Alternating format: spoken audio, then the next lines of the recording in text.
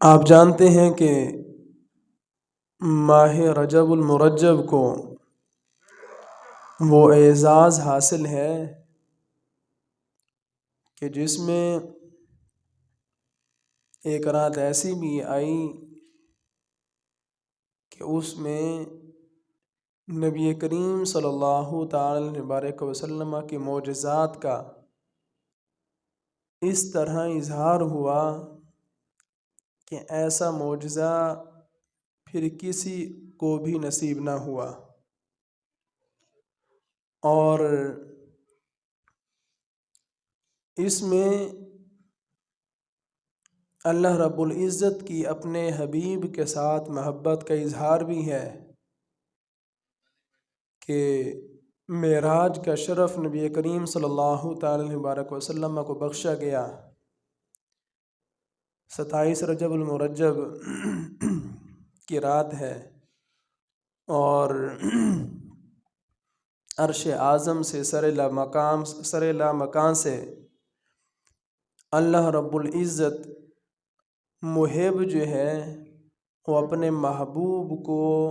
اپنے دیدار کے لیے، ملاقات کے لیے، کلام سے مشرف فرمانے کے لیے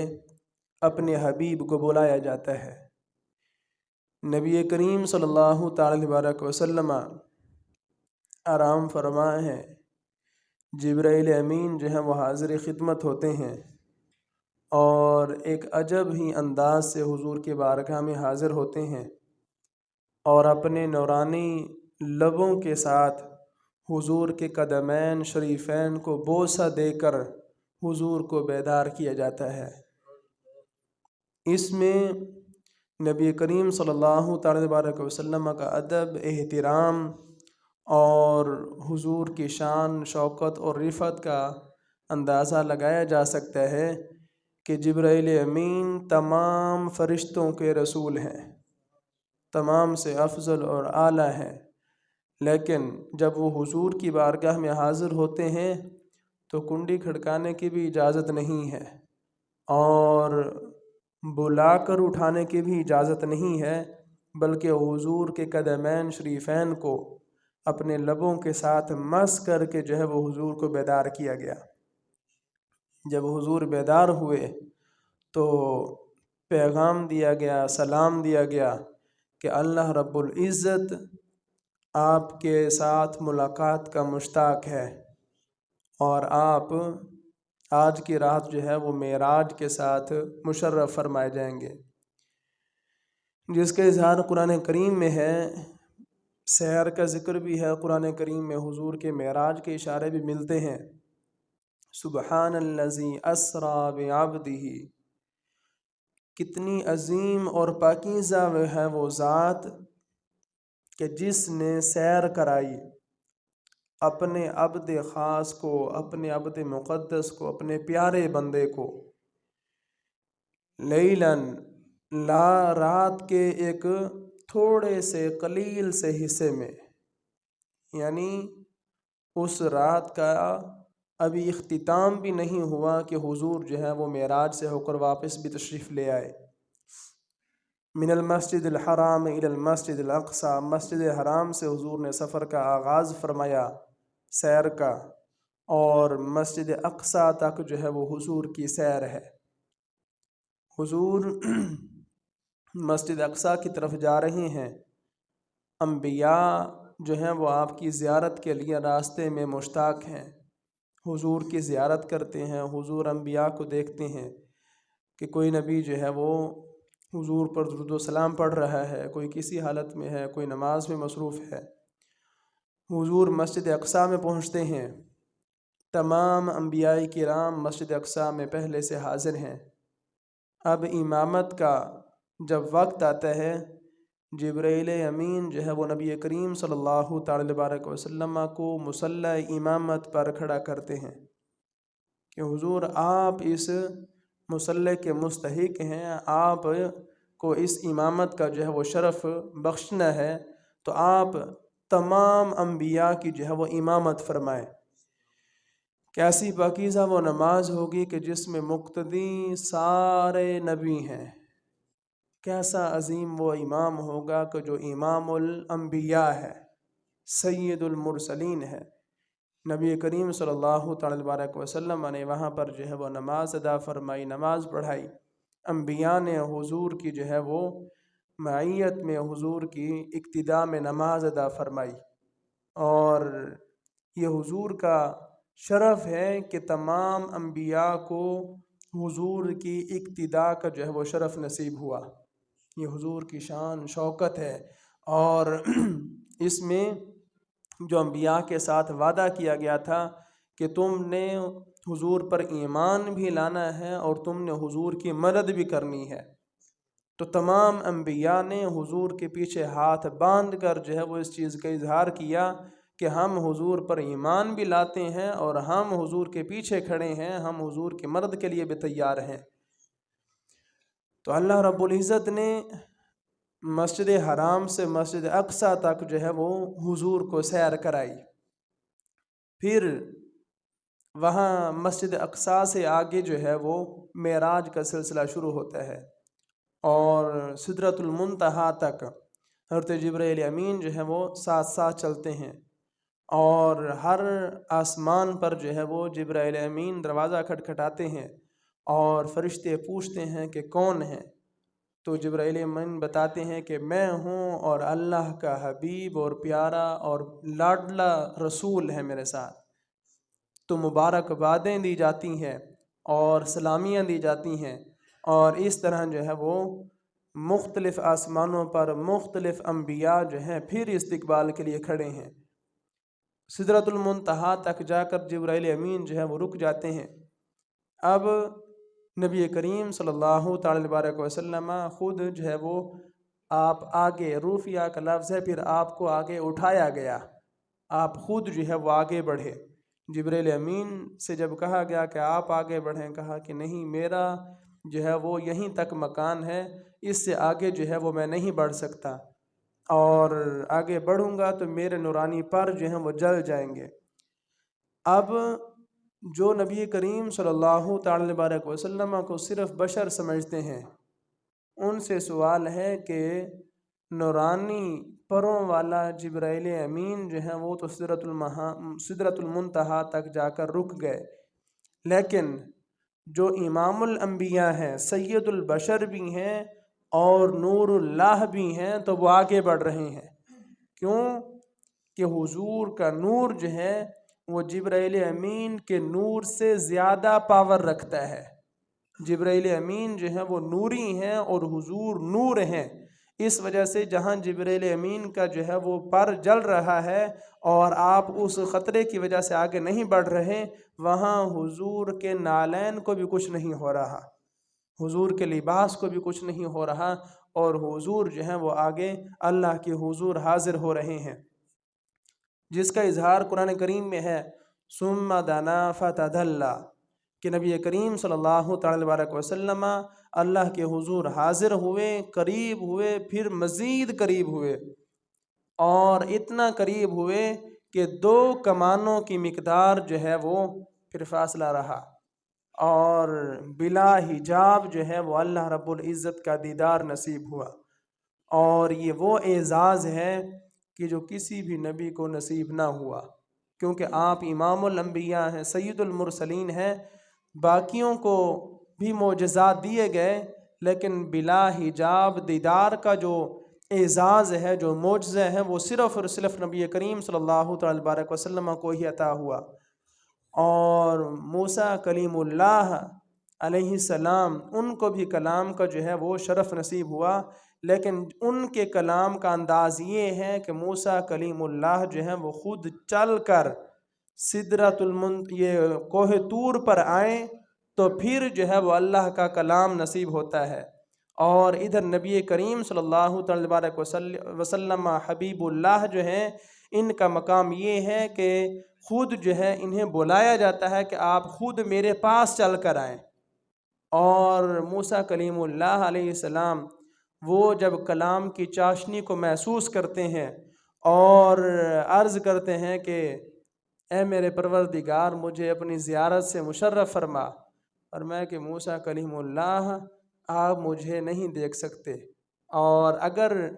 آپ چاہتے ہیں کہ مجھے دیکھیں تو پھر اس پہاڑ کی طرف آپ نظر کریں، اگر یہ صحیح سلامت رہا تو پھر مجھے بھی دیکھ لو گے۔ لیکن جب اس پہاڑ پر تجلی ڈالی گئی، موسیٰ علیہ السلام جو ہے بے ہوش ہوئے اور زمین پر تشریف لے آئے۔ سمجھ گئے کہ یہ اعزاز جو ہے وہ صرف اور صرف رسول اللہ صلی اللہ علیہ وسلم کے لیے ہی ہے۔ پھر حضور کی بارگاہ میں جو ہے وہ موسیٰ کلیم اللہ معراج سے واپسی پر جو ہے وہ ملتے ہیں، اور چونکہ محدثین فرماتے ہیں کہ 9 دفعہ موسیٰ علیہ السلام نے اللہ کی بارگاہ میں دعا کی تھی کہ یا اللہ مجھے اپنا دیدار کرا، مجھے اپنا دیدار کرا، لیکن بلا حجاب تو دیدار انہیں نصیب نہ ہو سکا۔ لیکن ان کی دعا کی قبولیت اس انداز پر ہوئی کہ حضور جب معراج سے واپسی پر تشریف لائے اور نماز کا تحفہ جو ہے وہ 50 نمازوں کا ملا، اور راستے میں موسیٰ علیہ السلام ملتے ہیں، فرمایا کہ عرض کی کہ یا رسول اللہ آپ کی امت اتنی نمازیں نہیں پڑھ سکے گی، آپ اللہ کے حضور حاضر ہوں اور عرض کریں کہ نمازوں کو جو ہے وہ کم کیا جائے۔ زیارت ہوئی، پھر اللہ کی بارگاہ میں پہنچے، حضور اللہ کی بارگاہ میں جاتے ہیں، وہاں سے تجلیات سمیٹ کر لاتے ہیں اور ادھر آ کر موسیٰ علیہ السلام کو جو ہے ان تجلیات کا نظارہ کرواتے ہیں۔ موسیٰ علیہ السلام پھر جو ہے وہ عرض کرتے ہیں، اللہ کے حبیب پھر جو ہے وہ اللہ کی بارگاہ میں پہنچتے ہیں، وہاں جو ہے وہ نور کا سامان اور تجلیات کو سمیٹ کر پھر موسیٰ علیہ السلام کے پاس۔ اس طرح ان کی 9 دفعہ جو دعا تھی وہ اس طرح پوری ہوئی کہ حضور جاتے، اللہ کی تجلیوں کو سمیٹ کر جو ہے وہ موسیٰ علیہ السلام کو لا کر دکھاتے۔ اس طرح ان کی دعا بھی پوری ہوئی اور نمازیں بھی کم ہوتے ہوتے جو ہے وہ 5 تک آ بچیں، اور آخر میں اللہ رب العزت نے ارشاد فرمایا کہ اے میرے حبیب، میری جو بات ہے وہ تبدیل نہیں ہوتی، میں نے نمازیں 50 ہی فرض کی تھیں، آپ کی امت 5 پڑھے گی، لیکن میں ثواب 50 کا ہی عطا فرماؤں گا، میں 50 کا ہی ثواب عطا فرماؤں گا۔ تو یہ حضور کی وجہ سے امت کے لیے جو ہے وہ کتنی رحمتیں ہیں، کتنی شفقت ہے، کتنی مہربانیاں ہیں کہ 50 فرض تھیں، پھر 50 میں سے 5 باقی رہ گئیں، اور پھر بھی فرمایا کہ 5 پڑھو گے تو تمہیں ثواب جو ہے وہ 50 کا ہی عطا کیا جائے گا۔ اور قرآن کریم میں بھی اس چیز کا ثبوت ہے، من جاء بالحسنۃ فلہ 10 امثالھا، جو ایک نیکی کرے گا 10 گنا اسے اجر دیا جائے گا۔ ایک نماز پڑھیں گے 10 نمازوں کا ثواب، اور اسی طرح 5 نمازیں پڑھیں گے تو 50 نمازوں کو جو ہے وہ ثواب عطا کیا جائے گا۔ اور پھر جب اللہ کے حضور نبی کریم صلی اللہ علیہ وسلم حاضر ہوئے تو اللہ رب العزت نے حضور سے پوچھا، بیما اشرفک یا محمد صلی اللہ علیہ وسلم، اے میرے حبیب آج آپ کو کس نام کے ساتھ جو ہے وہ شرف بخشا جائے، کون سا لقب آپ کو دیے جائے، کس لقب کے ساتھ، کس نام کے ساتھ جو ہے وہ آپ کو پکارا جائے اور آپ کو بلایا جائے، کون سا خطاب دیا جائے۔ لیکن سید المتواضعین، عاجزی اور انکساری کے پیکر، انہوں نے عرض کی بنسبتی الیک بالعبودیتی، یا اللہ مجھے آج کے دن جو ہے وہ صرف اپنا بندہ ہونے کا شرف عطا فرما دے، صرف تو یہ کہہ دے کہ یہ میرا ہے، بس مجھے یہی چاہیے۔ اسی وجہ سے قرآن کریم میں بھی فرمایا گیا نا کہ سبحان الذی اسریٰ بعبدہ، عام عبد نہیں ہے، یہ اللہ کا خاص بندہ ہے۔ اس وجہ سے فرمایا کہ عبد دیگر عبدہ چیز دیگر، ایک عام انسان ہونا اور بات ہے اور اس کا بندہ ہونا اور بات ہے۔ اور این اسراپا انتظار و منتظر، جو صرف انسان ہے، صرف عبد ہے، وہ سارے جو ہیں وہ انتظار کر رہے ہیں، اور جو اس کا خاص بندہ ہے اس کا انتظار کیا جا رہا ہے۔ تمام انبیاء نے جو ہے وہ حضور کا انتظار فرمایا، اور تمام رسول جو ہے وہ حضور کا انتظار فرماتے رہے، ساری کائنات حضور کی جو ہے وہ انتظار کرتی رہی، اور حضور منتظر ہیں، حضور کا انتظار کیا جا رہا ہے۔ تو یہ بھی عبد ہی کا جو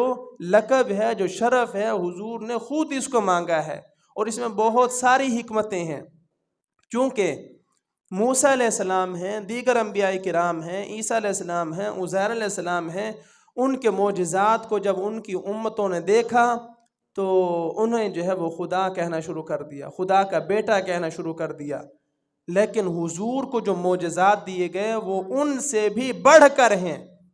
انہوں نے مردہ زندہ کیے تو انہوں نے کیا ڈالا کہ یہ تو اللہ کا بیٹا ہے، لیکن حضور نے سوکھے ہوئے خشک کھجور کے تنے کو جب زندہ فرمایا تو کہیں ایسا نہ ہو کہ حضور کی امت بھی حضور کو خدا کہنا شروع کر دے یا خدا کا بیٹا کہنا شروع کر دے۔ اسی وجہ سے حضور نے خود ہی عاجزی کا اظہار فرمایا اور ساری کائنات کو پیغام دیا کہ یہ ساری شانیں، شوکتیں، عزتیں ہونے کے باوجود میں پھر بھی اسی کا ایک بندہ ہی ہوں، میں اسی کا بندہ ہوں۔ اور حضور جو ہیں وہ عبد ہی ہیں، یعنی اللہ کے خاص برگزیدہ بندے ہیں۔ اور اس میں ہمارا جو موقف ہے معراج کے متعلق وہ دو موقف ہیں۔ ایک موقف یہ ہے کہ حضور کو جو معراج ہوئی ہے اس میں اللہ رب العزت کا جو دیدار ہوا ہے وہ جاگتے ہوئے نہیں ہوا، ظاہری آنکھوں سے نہیں ہوا، بلکہ خواب کی حالت میں ہوا ہے، اور ہم اس چیز کو بھی تسلیم کرتے ہیں۔ اور ایک دوسرا موقف ہے کہ حضور کو خواب کی حالت میں بھی معراج ہوئی ہے، اللہ کا دیدار ہوا ہے، اور جاگتے ہوئے بھی اللہ کا دیدار نصیب ہوا ہے۔ اور معراج کی رات حضور نے اپنے سر مبارک کی آنکھوں سے جو ہے وہ اللہ کو دیکھا ہے، جس کی دلیل یہی بعبدی ہی کا لفظ ہے کہ عبد کا اطلاق جو ہے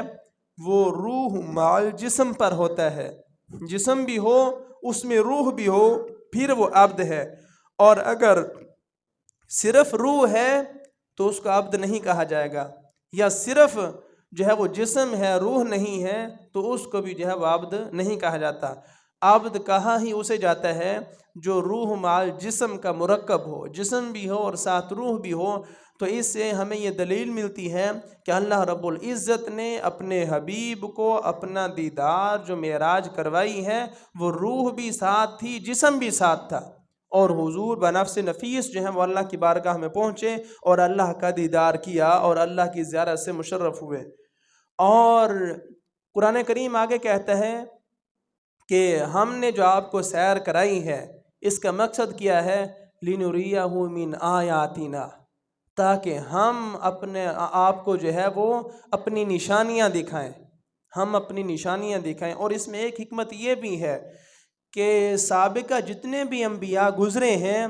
ان کا علاقہ محدود تھا اور ان کا ایریا محدود تھا، وقت محدود تھا،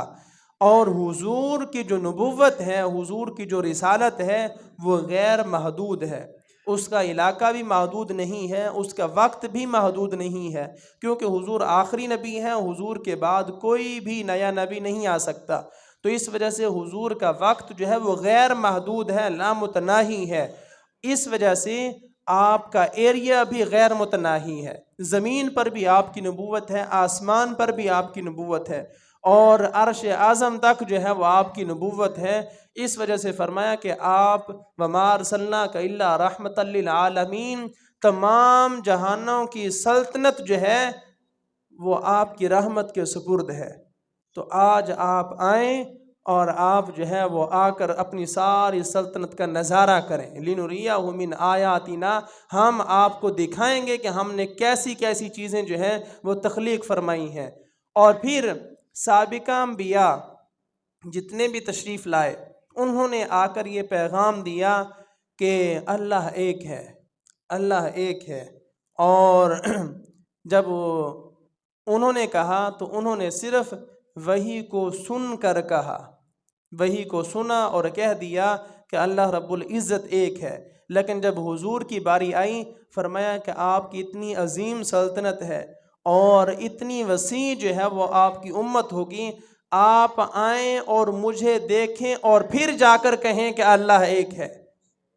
اللہ ایک ہے۔ اور اسی وجہ سے تو پھر فرمایا قل، حبیب اب آپ کہیں، ہم نے آپ کو اپنا آپ دکھا جو رکھا ہے، اب آپ جو ہے وہ عین الیقین حاصل کر چکے ہیں، اب آپ اعلان کریں کہ هو اللہ احد، وہ اللہ ہے اور ایک ہی ہے،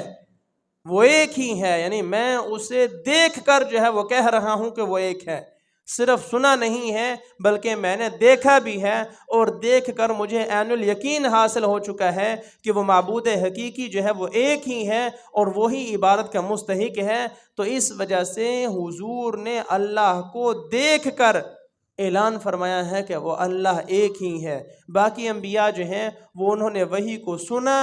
کلام کو سنا اور کہہ دیا کہ اللہ رب العزت ایک ہے، لیکن حضور کی نبوت اور حضور کے معجزات، شرف اور آپ کی عظمت کو مزید ظاہر کرنے کے لیے معراج کی رات بلوایا گیا اور کہا کہ آپ مجھے دیکھیں، پھر دیکھ کر جو ہے وہ اعلان کریں۔ اور پھر حضور تشریف لائے اور آ کر اعلان فرمایا، انا مرآت جمال الرحمن،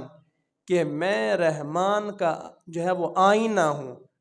میں رحمان کا آئینہ ہوں۔ انا مرآت جمال الحق، میں حق کا آئینہ ہوں، یعنی جس نے اللہ کو دیکھنا ہو وہ مجھے دیکھے، کہ میری آنکھوں میں اللہ کی تجلیات جو ہے وہ محفوظ ہیں،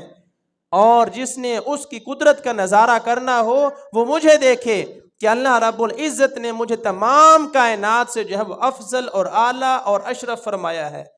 اور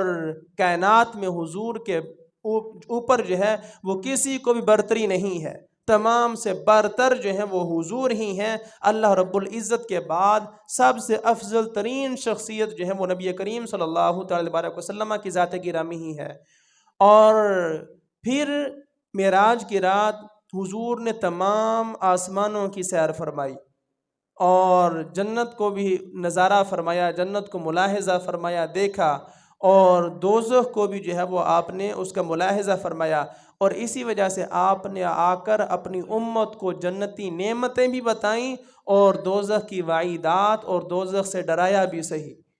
کہ جنت میں بہت بڑی بڑی نعمتیں ہیں، اور ایسے ہی نہیں بتا رہا، دیکھ کر آیا ہوں اس وجہ سے کہہ رہا ہوں، اور جہنم سے بچنے کی کوشش کرو اس وجہ سے کہ جہنم کو بھی میں دیکھ کر آیا ہوں، اس کا عذاب جو ہے وہ کوئی بھی برداشت نہیں کر پائے گا۔ اور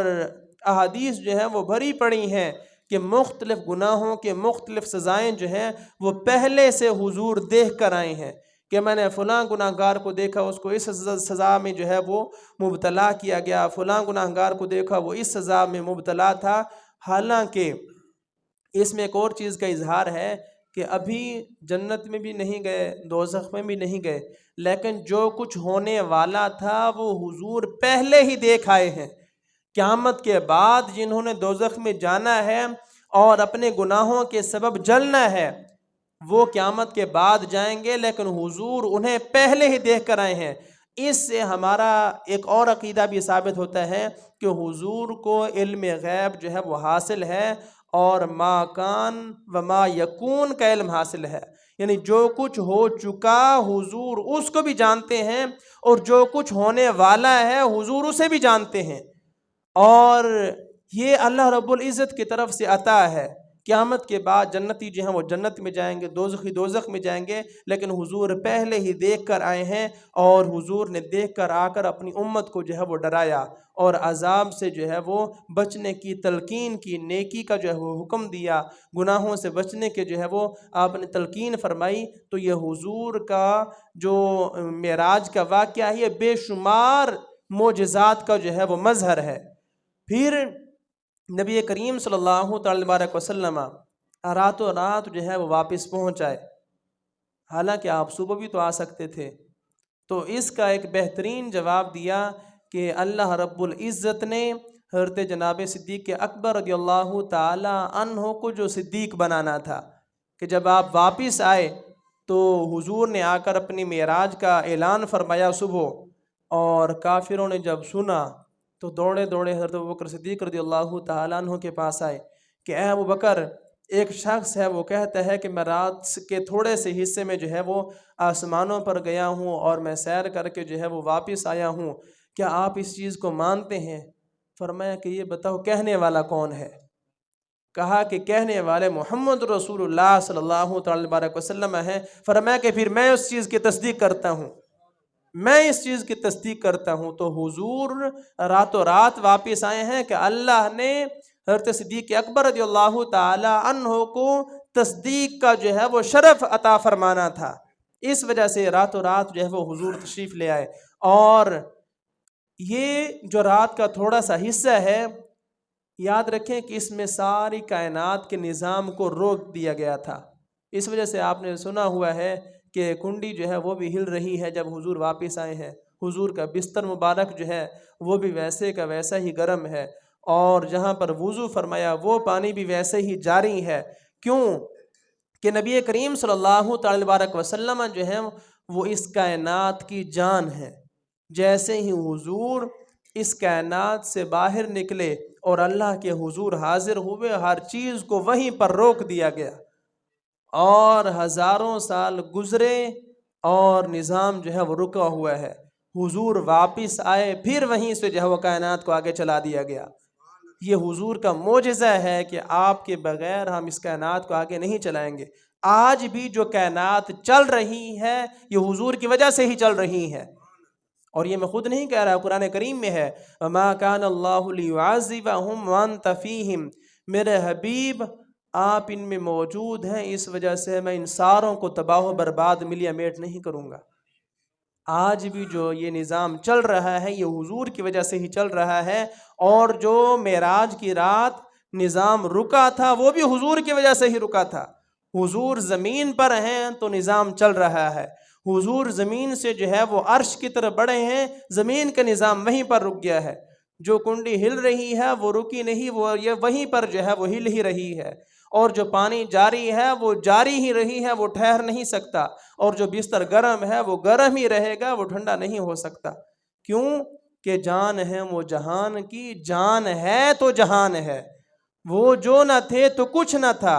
وہ جو نہ ہو تو کچھ نہ ہو، جان ہے وہ جہان کی، جان ہے تو وہ جہان ہے۔ تو اس وجہ سے اللہ رب العزت نے واقعہ معراج میں نبی کریم صلی اللہ تعالی وبارک وسلم کے ساتھ محبت کا وہ اظہار فرمایا کہ وہ کسی بھی دوسری شخصیت کو نصیب نہ ہو سکا،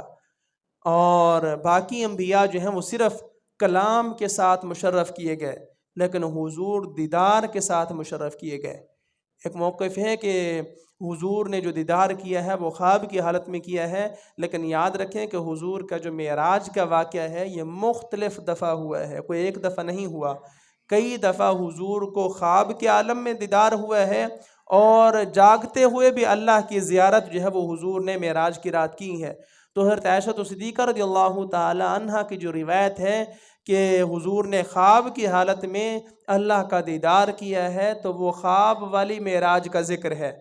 اور ہم جس چیز کا کہتے ہیں کہ حضور نے جاگتے ہوئے اللہ کی زیارت کی ہے یہ اور واقعہ ہے، یعنی آپس میں اس کا کوئی تضاد نہیں ہے، ہم دونوں کے ماننے والے ہیں، ہم دونوں کو مانتے ہیں کہ خواب کی حالت میں بھی اللہ کا دیدار جو ہے وہ حضور کو نصیب ہوا، اور جاگتے ہوئے بھی اللہ کا دیدار جو ہے وہ اپنی انہی آنکھوں کے ساتھ اللہ رب العزت کا دیدار حضور نے فرمایا۔ اور اسی وجہ سے حدیث پاک میں بھی اس چیز کا ثبوت ملتا ہے کہ میں نے اللہ رب العزت کو بہترین جو ہے وہ صورت میں دیکھا ہے، نورانی صورت میں، اور اس کو بیان نہیں کیا جا سکتا، بیان نہیں کیا جا سکتا کہ وہ کس طرح کی صورت تھی، وہ کس طرح کی شکل تھی، کس طرح کی حیات تھی۔ کیوں کہ اللہ رب العزت کا دیدار عام مخلوق کو جو جنت میں مسلمان پہنچیں گے وہیں پر کرایا جائے گا۔ جنتی جب جنت میں پہنچ جائیں گے ساری نعمتیں ان کو عطا کر دی جائیں گی، وہ سمجھیں گے کہ بس یہ سب سے عظیم نعمتیں ہیں، اب اس سے بڑھ کر جو ہے وہ کوئی اور نعمت نہیں ہے۔ لیکن پھر اللہ رب العزت جو ہے وہ انہیں ارشاد فرمائے گا کہ کیا میں نے تمہیں نعمتیں عطا فرما دی، تم راضی ہو؟ یا اللہ تیرا احسان ہے کہ تمہیں جنت میں ہمیں جگہ عطا فرمائی، نعمتوں سے نوازا۔ فرمایا کہ میں کچھ اور بھی نوازنا چاہتا ہوں، اور وہ کیا کہ بلا حجاب اللہ کا دیدار نصیب ہوگا۔ باقی تمام مخلوق کو قیامت کے بعد جب مسلمان جنت میں پہنچیں گے، جنتی لوگوں کو سب سے عظیم نعمت کے طور پر جو عطا کی جائے گی وہ اللہ کا دیدار ہوگا، اور جب اللہ کا دیدار کریں گے ساری نعمتوں کو جو ہے وہ بھول جائیں گے کہ اس نعمت کے مقابلے میں باقی نعمتیں جو ہیں وہ کچھ بھی نہیں ہیں۔ تو وہ عظیم سعادت جو ہے وہ حضور کو دنیا میں ہی عطا کر دی گئی کہ باقیوں کو ہم بعد میں اپنی زیارت کرائیں گے، سب سے پہلے آپ مجھے دیکھیں، میں آپ کو دیکھ رہا ہوں۔ اور یہ قرآن کریم میں بھی ہے، اللہ رب العزت حضور پر اپنی جو ہے وہ نگاہ رحمت رکھتا ہے، قد نرا تقلب وجهک فی السماء، اس میں جو ہے وہ اس چیز کا ثبوت ہے کہ ہم تحقیقی طور پر، یقینی طور پر جو ہے وہ آپ کے چہرے انور کی طرف جو ہے وہ دیکھ رہے ہیں جو آسمان کی طرف اٹھ رہا ہے۔ اللہ تو اپنے حبیب کی جو ہے وہ زیارت کر رہا ہے، دیدار کر رہا ہے، اور اپنے دیدار کے لیے جو ہے وہ حبیب کو اپنے پاس بلوایا گیا کہ آپ میرے پاس آئیں اور میرا دیدار کریں اور بلا حجاب کریں اور میرا کلام سنیں بغیر کسی وسیلے اور واسطے کے سنیں۔ پہلے آپ کے پاس جو ہے وہ وحی پہنچتی ہے تو وہ وسیلے کے ساتھ پہنچتی ہے، جبرائیل امین جو ہے وہ وحی لے کر آتے ہیں، یا خواب کی حالت میں آپ کو وحی جو ہے وہ عطا کی جاتی ہے۔ لیکن آج جو وحی ہوگی وہ بغیر کسی وسیلے اور واسطے کے ہوگی۔ آپ جو ہے وہ اپنے انہی کان مبارکوں کے ساتھ جو ہے وہ میرے کلام کو سنیں گے۔ اسی وجہ سے تو فرمایا انی ارا ما لا ترون، میں وہ کچھ دیکھ چکا ہوں جو قیامت تک تم نہیں دیکھ سکتے۔ وَأَسْمَعُ مَا لَا تَسْمَعُونَ، اور میں وہ کچھ سن رہا ہوں جو کچھ تم قیامت تک بھی نہیں سن سکتے، کیونکہ یہ قیامت تک جو ہے وہ جتنی بھی ترقی ہو جائے لیکن جو کچھ حضور نے سن لیا کائنات اس کو نہیں سن سکتی، جو کچھ حضور نے دیکھ لیا کائنات اس کو جو ہے وہ نہیں دیکھ سکتی۔ یہ ساری ترقی ہونے کے باوجود پھر بھی آج تک عرش تک پہنچنے کا کوئی بھی دعویٰ نہیں کر سکتا، اور قیامت تک کے لیے چیلنج ہے۔ آپ جتنی مرضی ترقی کر لیں لیکن معراج کا واقعہ یہ ایسا ایک معجزہ ہے کہ اس کا انکار کوئی بھی نہیں کر سکتا۔ اور پھر جب اہل کتاب حضور کے پاس آئے کہ آپ جو ہے وہ کہتے ہیں کہ ہم نے معراج کی ہے اور مسجد اقصی میں امامت کرائی ہے، تو مسجد اقصی کے متعلق سوالات شروع کر دیے، تو حضور فرماتے ہیں کہ مسجد اقصی کو اٹھا کر پھر میرے سامنے کیا گیا، میں دیکھتا گیا اور سوالوں کے جواب دیتا گیا، حتیٰ کہ انہوں نے بھی تسلیم کر لیا کہ یہ واقعہ معراج جو ہے یہ کوئی عام چھوٹا واقعہ نہیں ہے۔ اور اسی سے ثبوت ملتا ہے کہ اگر خواب کی حالت کا واقعہ ہوتا تو یہ کوئی عجیب چیز نہیں ہے، کیونکہ خواب کا انکار تو نہیں کیا جا سکتا۔ جاگتے ہوئے جو ہے وہ معراج کا واقعہ اور سیر کا واقعہ مختصر رات میں جو ہے وہ ہونا یہ ایک عجیب چیز تھی۔ اسی وجہ سے کافر بھی حیران اور پریشان ہوئے، اور یہود و نصارہ نے جو ہے وہ بھی اعتراضات شروع کیے اور سوالات اٹھائے، اس وجہ سے کہ وہ بھی مانتے تھے کہ یہ معراج کی جو بات ہو رہی ہے یہ جاگتے ہوئے ہو رہی ہے، اور اگر خواب کا معاملہ ہوتا تو خواب پر جو ہے وہ کسی قسم کا اعتراضات بنتے ہی نہیں ہیں۔ اور ایک اور چیز کہ حضور ہمارے لیے باقی احکام بھی لائے ہیں، زکوٰۃ کا حکم بھی ہے، حج کا حکم بھی ہے،